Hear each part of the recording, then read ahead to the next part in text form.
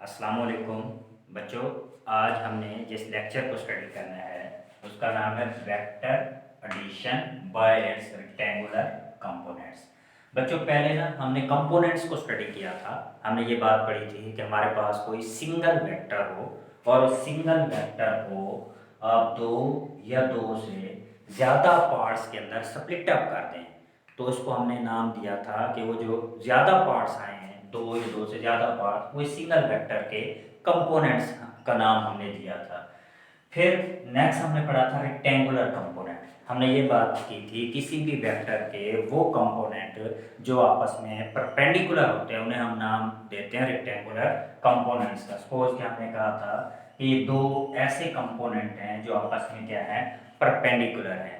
और फिर हमने एक टर्म पढ़ी थी वेक्टर एडिशन। वेक्टर एडिशन में हमने पढ़ा था कि हम दो या दो से ज़्यादा वेक्टर्स को ऐड कर सकते हैं और इसके लिए हमने कहा था हम एक मेथड यूज़ करते हैं, हेड एंड टेल रूल के मेथड के तहत हम इन वेक्टर्स को ऐड करते थे। तो यहाँ पे हमने क्या करना है, वेक्टरों को ऐड करना है और उसके कौन से कंपोनेंट लेने हैं, रेक्टेंगुलर कंपोनेंट। तो head and tell rule method को यूज करते हुए हम वेक्टर्स को क्या करेंगे, ऐड करेंगे और वेक्टर के कौन से कंपोनेंट ऐड करेंगे, रेक्टेंगुलर कंपोनेंट्स को ऐड करेंगे। तो बच्चों आइए स्टार्ट करते हैं। हम क्या करते हैं कि दो कंपोनेंट लेते हैं। ये सपोज कि हमारे पास वर्टिकल कंपोनेंट आ गया और ये हमारे पास हॉरिजॉन्टल कंपोनेंट आ गए। ये हमारे पास दो कंपोनेंट आ गए। इसको हमने x का नाम दे दिया और ये हमारा ओरिजिन आ गया और इसको हमने y कंपोनेंट्स का नाम दे दिया। अब नेक्स्ट हमने बच्चों क्या करना है, दो वेक्टर लेने हैं। फर्स्ट वेक्टर मैंने वेक्टर a लिया और उसको रिप्रेजेंट कर दिया ओ m से, हमने क्या कर दिया, रिप्रेजेंट कर दिया। और जो हमने वेक्टर लिया वो वेक्टर कौन सा था, वेक्टर a था। फिर नेक्स्ट हमने क्या करना है, वेक्टर b लेना है। ये सपोज के हमने वेक्टर b ले लिया और इस वेक्टर b को रिप्रेजेंट कर दिया बाय ओ एन से। तो दो हमने वेक्टर लिए, पहला वेक्टर a लिया जिसको रिप्रेजेंट किया ओ एम से, फिर वेक्टर b लिया जिसको हमने रिप्रेजेंट किया ओ एन से।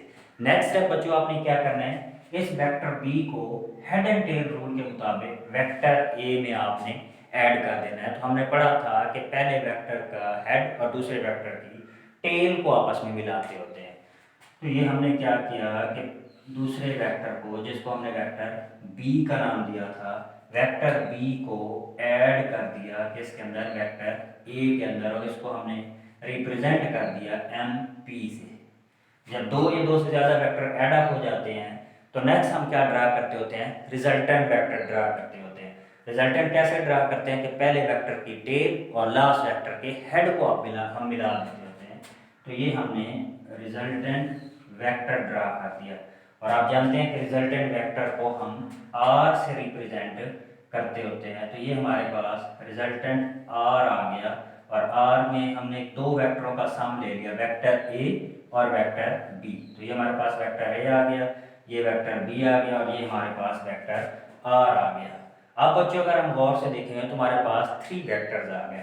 कौन कौन से वेक्टर हमारे पास आ गए, वेक्टर a, वेक्टर b और वेक्टर r। ये हमारे पास तीन वेक्टर्स आ गए हैं, वेक्टर a, वेक्टर b और वेक्टर r।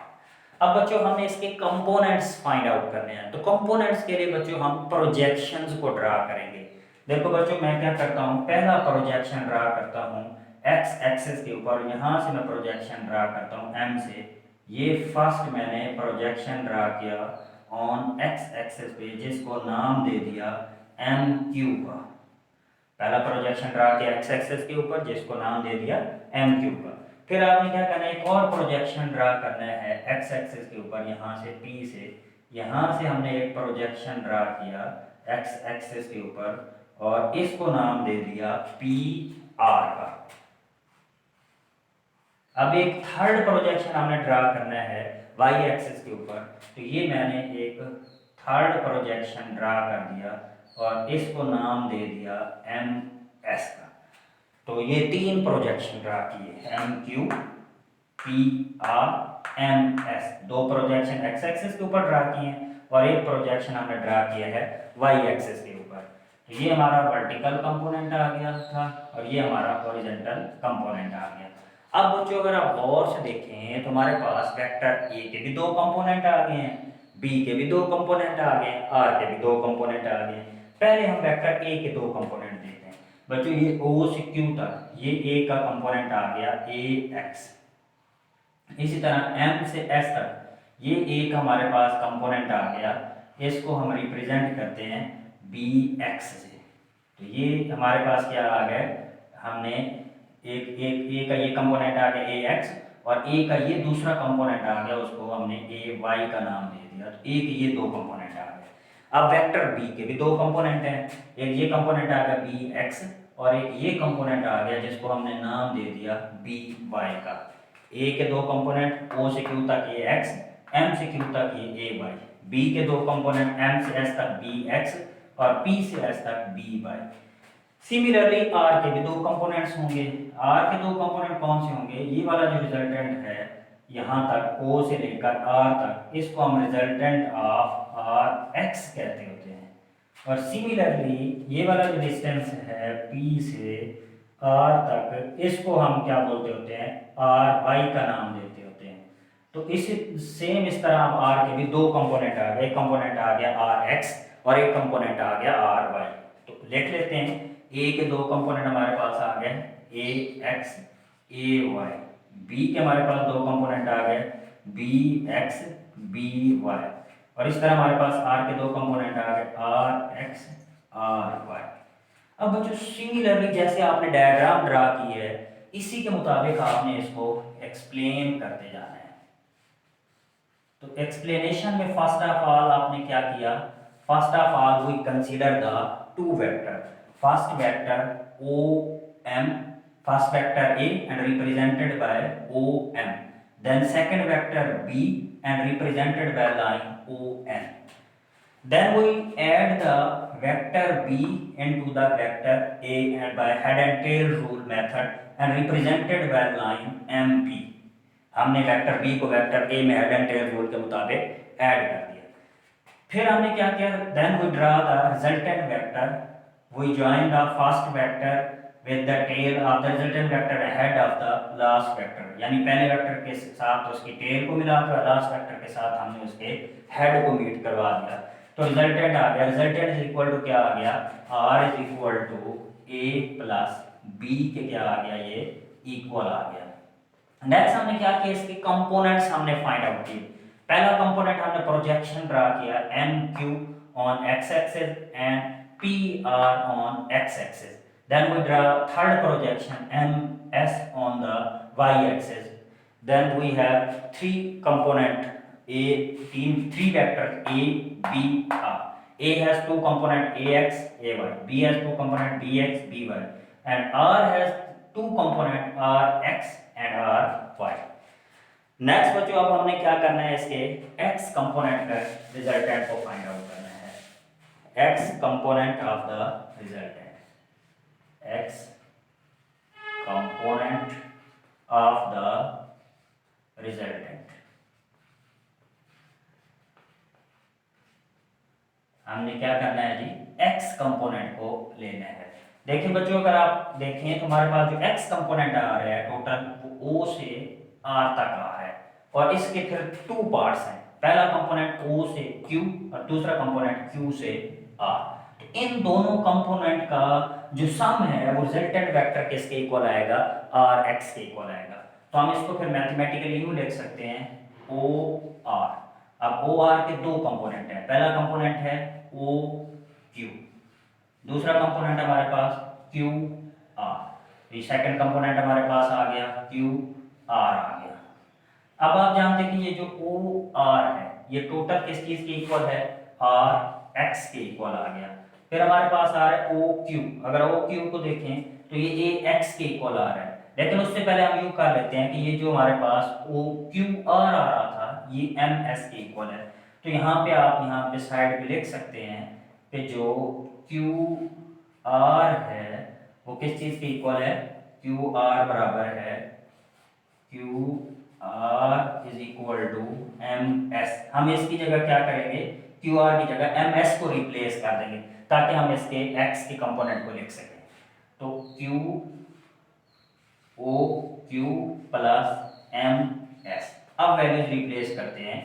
यहाँ पे जब हम वैल्यू रिप्लेस करेंगे तो ओ आर को हमने कहा था ये बराबर है आर एक्स के। ओ क्यू को देखें तो ये बराबर आ रहा है ए एक्स के। फिर हमारे पास आ रहा है एम एस को देखें तो ये बराबर आ रहा है बी एस के। तो यहाँ से अगर हम देखें तो एक्स एस के दो कंपोनेंट जो आ रहे हैं, एक कंपोनेंट आ रहा है ए एक्स और दूसरा कंपोनेंट है बी एक्स। इन दोनों का जो सम है वो रिजल्टेंट वेक्टर आर एक्स के क्या आ गया है, इक्वल आ गया है। यानी क्या हुआ कि जब हम ए के दो कंपोनेंट का सम लेते हैं तो उन दो कंपोनेंट का जो सम है वो रिजल्टेंट ऑफ आर एक्स के क्या आ जाता है, इक्वल आ जाता है। सिमिलरली हमने बच्चों इसके y कंपोनेंट को फाइंड आउट करना है। तो y component of resultant vector, y components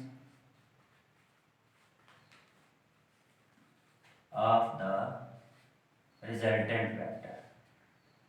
अब अगर हम y की बात करें बच्चों तो ये आर वाई है। आर वाई को अगर हम यहाँ से देखें तो resultant of R Y P R के इक्वल आ रहा है, यानी हम इसको मैथमेटिकली लिखेंगे पी आर। अब अगर हम इसके दो कंपोनेंट देखें तो पहला कंपोनेंट हमारे पास आ रहा है पी एस, ये हमारे पास आ गया पी एस, प्लस दूसरा कंपोनेंट देखें तो हमारे पास आ रहा है एस आर, तो ये हमारे पास सेकेंड कंपोनेंट आ गया जो किस चीज़ के इक्वल है, एस आर के इक्वल है। अब बच्चों अगर आप और से देखें तो हमारे पास ये जो एस आर है ये एम क्यू के भी इक्वल है। तो हम फिर क्या कर सकते हैं, एस आर की जगह एम क्यू को भी पुट कर सकते हैं। तो नेक्स्ट स्टेप में आप यही चीज़ पुट कर दें तो P R is equal to P S plus M Q. अब आपने इसकी वैल्यूज को रिप्लेस कर देना है।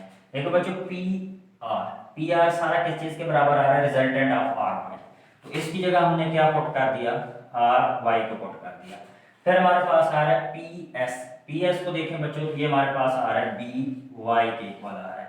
फिर उसके बाद आप देखें एम क्यू, अगर हम एम क्यू को देखें तो ये किस चीज़ के इक्वल आ रहा है, एम क्यू इक्वल आ रहा है ए वाई के। अब बच्चों आपने नेक्स्ट स्टेप में क्या करना है, इनको रीअरेंज कर लेना है। जब हम रीअरेंज करेंगे तो R Y is equal to क्या आ जाएगा, A Y plus B Y. अब बच्चों अगर हम यहाँ पे यूनिट वेक्टर भी यूज करें तो आप जानते हैं x के क्रॉस यूनिट वेक्टर i होता है और y के क्रॉस यूनिट वेक्टर j होता है। तो इसके क्रॉस अगर हम यूनिट वेक्टर को लिखें तो यूं हो जाएगा R Y is equal to A Y plus B Y, और इसके अगेंस्ट क्या आ जाएगा, यूनिट वेक्टर हम लिख देंगे j। सिमिलरली अगर हम आर एक्स, जो पिछले हमने कंपोनेंट को फाइंड आउट किया था, तो उसको हम लिख सकते हैं आर एक्स आई, और उसको हम लिख सकते हैं ए एक्स प्लस बी एक्स, और इसके क्रॉस क्या आ रहा था, यूनिट वेक्टर आई आ रहा था। तो अब अगर आप गौर से देखें बच्चों तो y के जो दो कंपोनेंट हैं ए वाई बी वाई, इन दोनों का जो सम है वो रिजल्टेंट ऑफ किसके बराबर आ रहा है, आर वाई के बराबर आ रहा है। जैसे हमने पीछे पढ़ा था कि आर एक्स के दो component a x b x, इन दोनों का जो सम है रिजल्टेंट ऑफ आर एक्स के क्या आ रहा था, इक्वल आ रहा था। सेम हमने x कंपोनेंट को फाइंड आउट किया, y कंपोनेंट को फाइंड आउट किया, तो अब हम r की भी कंपोनेंट को क्या कर लेते हैं, फाइंड आउट कर लेते हैं। y component of the resultant, r component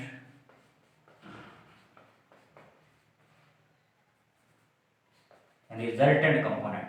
तो r के दो कंपोनेंट आ गए बच्चों, एक कंपोनेंट आ गया आर एक्स आई और दूसरा कंपोनेंट आ गया आर वाई जे, ये दो कंपोनेंट आ गए। अब इन दोनों कंपोनेंट्स की आप वैल्यूज रिप्लेस कर दें। देखिए वैल्यूज कैसे रिप्लेस करेंगे, अभी हमने पढ़ा आर एक्स बराबर आ रहा था ए एक्स प्लस बी एक्स और ये यूनिट वेक्टर आई, इस तरह ये आ रहा था ए वाई प्लस बी वाई, और यहाँ पे क्या आ रहा था, यूनिट वेक्टर जे आ रहा था। तो ये हमारे पास क्या आ गए, आर के कंपोनेंट आ गए। तो हमने एक्स कंपोनेंट भी फाइंड आउट कर लिया, वाई कंपोनेंट भी फाइंड आउट कर लिया, और आर के कंपोनेंट रिजल्टेंट वेक्टर के कंपोनेंट्स को भी हम लोगों ने फाइंड आउट कर लिया है। अब बच्चों हमने नेक्स्ट चीज जो फाइंड आउट करनी है वो मैग्नीट्यूड फाइंड आउट करनी है। तो मैग्नीट्यूड का बच्चों फार्मूला हम लोग पढ़ चुके हैं कि जितने कंपोनेंट दिए गए हैं उन तमाम का स्क्वायर लेके अंडर रूट ले लें। तो अब आप जानते हैं हमने दो कंपोनेंट लिए हैं, तो नेक्स्ट हम चीज फाइंड आउट करने जा रहे हैं मैग्नीट्यूड। अब मैग्नीट्यूड जब हमने फाइंड आउट करनी है तो इसका फार्मूला हमने पढ़ा है कि जितने कंपोनेंट दिए गए हैं, अब आर के दो कंपोनेंट दिए गए हैं, एक आर एक्स और एक आर वाई। इन कंपोनेंट का स्क्वायर लेके क्या ले लें, अंडर रूट। ये हमने स्क्वायर भी ले लिया और इसका क्या ले लिया, अंडर रूट ले लिया। अब अगर हम इसकी वैल्यूज रिप्लेस करें तो r इज इक्वल टू किस चीज के बराबर आ जाएगा, ax प्लस bx इसका स्क्वायर और प्लस ay प्लस by और इसका क्या आ जाएगा, स्क्वायर आ जाएगा। तो ये हमारे पास क्या आ गई, मैग्नीट्यूड का फार्मूला आ गया। अब यहाँ पे यूनिट वेक्टर यूज करने की जरूरत नहीं है क्योंकि आप जानते हैं यूनिट वेक्टर की मैग्नीट्यूड 1 होती है, तो i का स्क्वायर 1 के इक्वल आ जाएगा। नेक्स्ट बच्चों हमने इसकी डायरेक्शन फाइंड आउट करनी है, डायरेक्शन। अब बच्चों डायरेक्शन के लिए आप जानते हैं कि हम क्या यूज करते होते हैं, टेन थीटा को यूज करते हैं।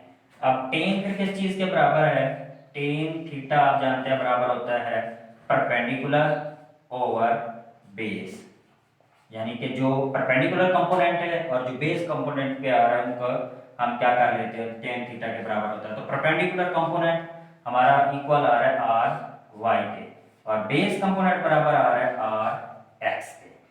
तो अब आपने क्या करना है, इसके आर वाई इस कंपोनेंट की वैल्यू भी पुट कर दें और आर एक्स के कंपोनेंट की वैल्यू भी पुट कर दें। तो tan theta is equal to किस चीज के बराबर आ रहा है, पहले आर वाई। तो आर वाई की वैल्यू पुट करेंगे, आर वाई हमारे पास आ रहा था ए वाई प्लस बी वाई और आर एक्स हमारे पास आ रहा था ए एक्स प्लस बी एक्स।